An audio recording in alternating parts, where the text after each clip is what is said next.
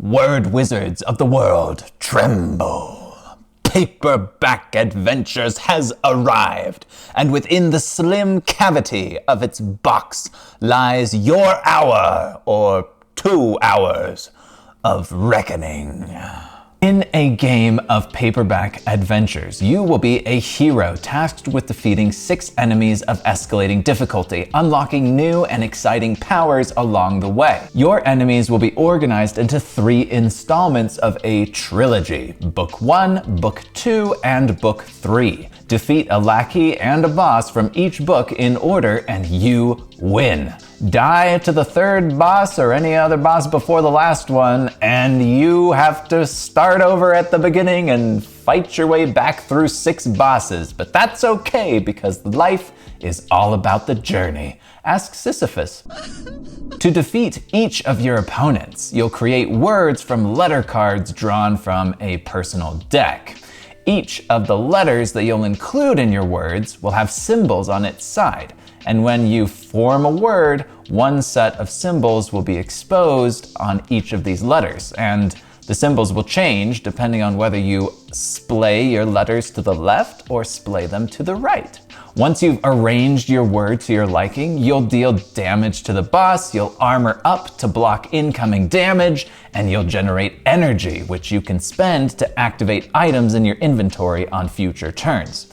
After you've unleashed your combo, your opponent will activate, delivering some nastiness themed according to their character concept, and then you'll discard all of your cards and draw a new hand, replenishing your options going into the next round. But not quite. Before you discard your letters, you'll have to take the top letter of your word and remove it entirely from the game, never to enter your deck again. This transforms your deck into a fuse that is constantly burning lower and lower until either the game explodes in your face or you're able to defeat the boss.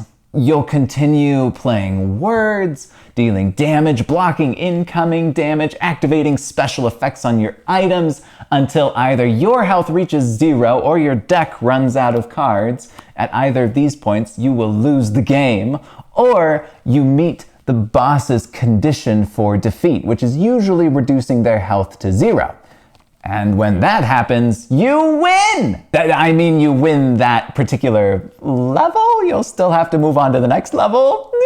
If you manage to destroy your enemy, you'll collect rewards from their reward card before moving on to your next foe. Each side of this reward card will present a different slew of upgrades, so you'll want to carefully review both before making a choice. As a final step before jumping back into combat, you can spend any boons you amassed during your fight on yet more bits and bobs at the shop. After a spot of shopping, you'll spring back into action as your next foe arises. Thrashing the Book 3 boss brings not only a feeling of genuine accomplishment, but the exciting opportunity to open one of these sealed envelopes that come in this box. Look at this!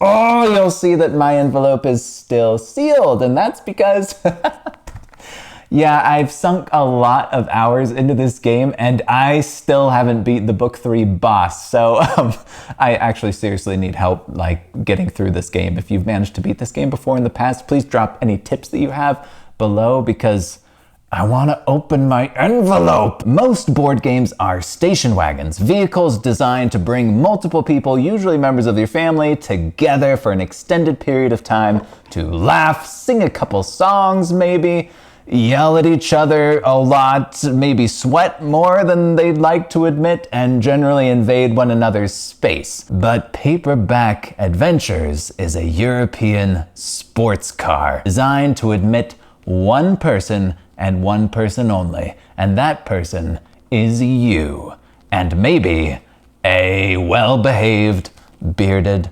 dragon. And like a sports car, the way to operate it won't be immediately clear after you have braved the rhinoceros of a manual included with it and gotten the thing onto the road. The possibility that something disastrous might occur, like I don't know, you suddenly suffer a seizure and swerve into the semi-truck next to you, will linger in a shadowy corner of your mind, swirling its mysterious drink in its mysterious glass and watching your every move with an expression that is as blank as it is foreboding. Foreboding is exactly the right word to use to describe the feeling that will creep into your heart time and time again as you play through this game. Each turn you take will be suffused with tension so thick you'll feel it glomming up in your throat like a lump of chunky peanut butter. Each of your opponents will telegraph their next move. This will allow you to make plans, to absorb incoming damage, or to sneak in a big punch at the opportune moment. This also means that you will be constantly, quite literally, or at least literarily, under the gun. You'll frantically make words only to realize that they don't have the symbols you need to survive into the next round and start all over again. Something that I didn't explain in that whistle-stop tour through the rules is that the top letter of your word will trigger a special effect. And you know, that'd be whimsical and neat if most of the time those effects didn't decide if you put down a boss or finish the round with a bit of breath left in your chest. Since they do, every turn you'll be subjecting your brain to a KGB-style interrogation where you demand that it cough up a 4-letter word that starts with G and ends with N, or a 3-letter word that starts with Q but doesn't have a U in it. And at the beginning of the game, these kinds of demands will be doable, but by the time you're 3/4 of the way through this crucible, your brain will feel like scrambled eggs. By the time you get to the T-Rex, you're done. I'm afraid you've got what we need. 4-letter word, starts with L, ends with D. Tell me. 894-726-5592. That is your ex-girlfriend's phone number. Bucephalus. Alexander the Great's horse. Liberty, liberty, liberty, liberty. And that is an ad read for Liberty Mutual. Do you know what a lobotomy is? Not only is Paperback Adventures a brick wall to bash your brain against, it is a wall you will be bonking your noggin on for likely far more time than you've budgeted for board gaming into your day. The game is long. Each boss will take 10 to 15 minutes to beat, and you've got to fight your way through 6 of them. And that's not taking into account the time you'll spend musing over upgrade options in between encounters. The game does not provide a way for you to pack up your progress and walk away either. If you are starting a round of Paperback Adventures, you are committing to a full 6-boss standoff unless you devise some homebrew method of saving your progress. At the end of a game of Paperback Adventures, you'll feel exhausted, numb, and maybe euphoric. I don't know. If you've defeated the final boss, maybe you'll feel thrilled. I don't know what that's like. And then suddenly suspicious. Why is it dark outside? You'll shuffle out of your bedroom, blinking and scratching your bum like a bear coming out of its hibernation cave, squint at the LED clock on your stovetop, and pass out as the realizations that you've missed class, your work shift, and your cousin's wedding reception all crash into you simultaneously. I am exaggerating, of course, but my point is that Paperback Adventures is not a game to bust out if you've got a 30-minute lunch break. It is best enjoyed if you have a full afternoon ripe for beguiling, or a couple of hours to yourself after the kids have gone to bed. If kids actually go to bed, I don't know. Here at the channel, we know nothing about children. Do children sleep?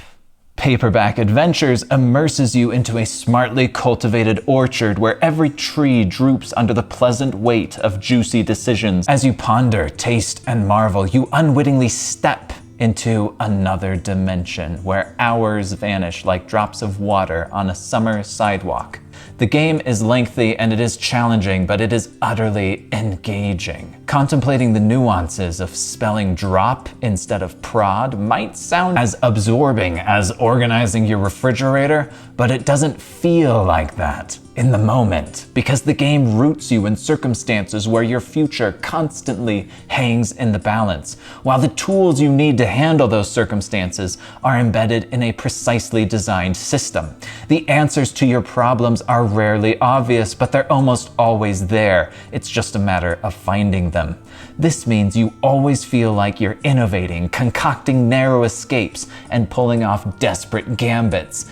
And this comes with the feeling that maybe, just maybe, you're actually smarter than you thought you were. It does the thing that crossword puzzles do. It gives you opportunities to be clever that meet you where you are and that reward you for being you. But it can also punish you for being you. If you have LEV in your hand and you don't know that lev is actually a real word, it's a form of currency in Bulgaria, well, that's gonna hurt you. But that's okay, because you've got a wild letter lying around and you can use that to spell veil. Yay! Paperback Adventures really is a masterful piece of design. A couple of months ago, we recommended Illiterati for Scrabble pros who are interested in having fun with their friends rather than beating them up. And I am pleased to say that I unequivocally recommend Paperback Adventures to anyone with a love for word games. If you aren't obsessed with making words out of cards, I still think you should check this out. If you like deck building or solo gaming, this is something you'll want to try. If you just listened to all of that and you want to go out and try this thing for yourself, well, that is awesome. But there are a couple things you should be aware of. Number one, everybody talks about this, but in case this is the first video you've seen addressing this game, I'm gonna mention it. These plastic trays are not very good. They're supposed to hold these metal tracker tokens, and unfortunately, most of the notches you see in here are too small to hold the tokens, so they don't quite fit. Now, over repeated plays, the plastic will warp to accommodate these metal trackers more easily, but finagling them into position during the game is just a pain. Secondly, the sleeves that you're seeing in the B-roll and in the video, those all come with the game, and they're very high quality sleeves as well. Thirdly, this is very important, these character boxes are sold separately from this core box. So when you go to buy the game, you'll need to pick up the core box as well as at least one character. There are 3 characters currently available. I only own Ex Machina, this one, and he's really fun to play. There's a lot to explore in every character. If you are going to pick one up, I mean, Ex Machina is a really good time, and Plot Hook is a pirate, so pirates are really cool. And the last thing you need to know before jumping into this experience is that on the reward cards for each boss, there will be the rewards that you get listed, but also a bit of flavor text. Be sure to read this bit of flavor text after you destroy a monster because they're just so good. And that is the end of it. Thank you so much for checking out our review. Hit the like button, leave a comment, smash the bell icon so you get a notification whenever we post something so you never miss one of our episodes. Subscribe to the channel if you have not already, and watch another video, why don't you? Actually, watching videos like this helps YouTube know that our content is actually worth recommending to people. So if you have time, please check out one of them. And as always, I cannot wait to see you in the next one.